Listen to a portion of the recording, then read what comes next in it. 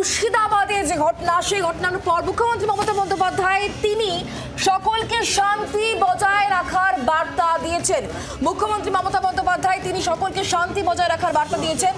মমতা বন্দ্যোপাধ্যায় বলেছেন মুর্শিদাবাদের ঘটনা প্রসঙ্গে, কারণ শামশেরগঞ্জে যে ঘটনা ঘটেছে তারপরই মুখ্যমন্ত্রী মমতা বন্দ্যোপাধ্যায় তিনি পোস্ট করেছেন এবং যেখানে তিনি লিখছেন আইনের বিরুদ্ধে অনেকে উত্তেজিত, সেই আইনটি কিন্তু আমরা করিনি, আইনটি কেন্দ্রীয় সরকার করেছে, তাই উত্তর যা চাওয়ার কেন্দ্রীয় সরকারের কাছে চাইতে হবে।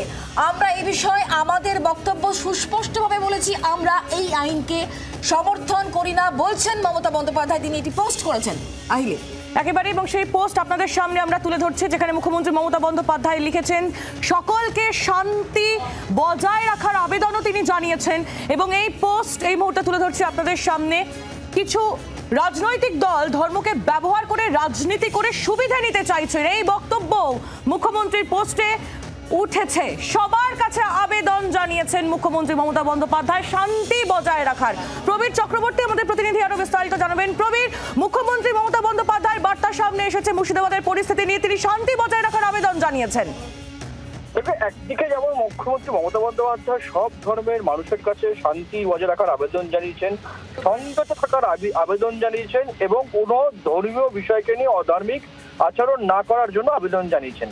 পাশাপাশি দাঁড়িয়ে মুখ্যমন্ত্রী মমতা বন্দ্যোপাধ্যায় আরো অনেকগুলো বিষয় পরিষ্কার করে দিয়েছেন। এক, এই যে ওয়াকফ আইন, এই ওয়াকফ আইন কিন্তু রাজ্য সরকার লাগু করেনি, এই ওয়াকফ আইন লাগু করেছে কেন্দ্রীয় সরকার। জবাব চাইতে হলে কেন্দ্রীয় সরকারের কাছে জবাব চাইতে হবে।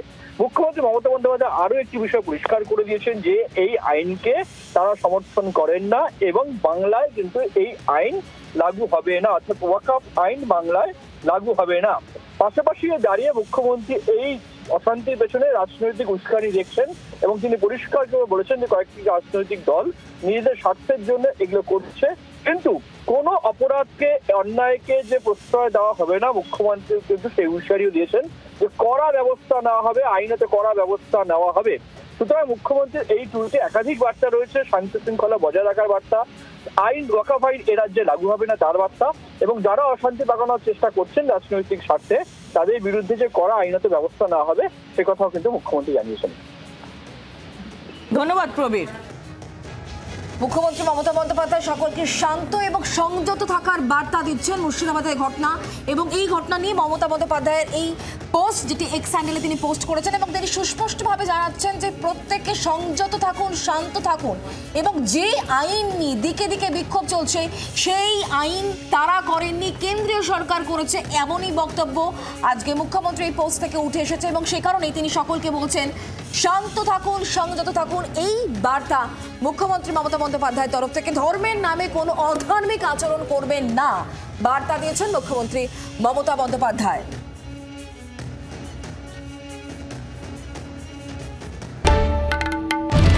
বাংলার আওয়াজ, বাঙালির আবেগ, জি 24 ঘন্টা।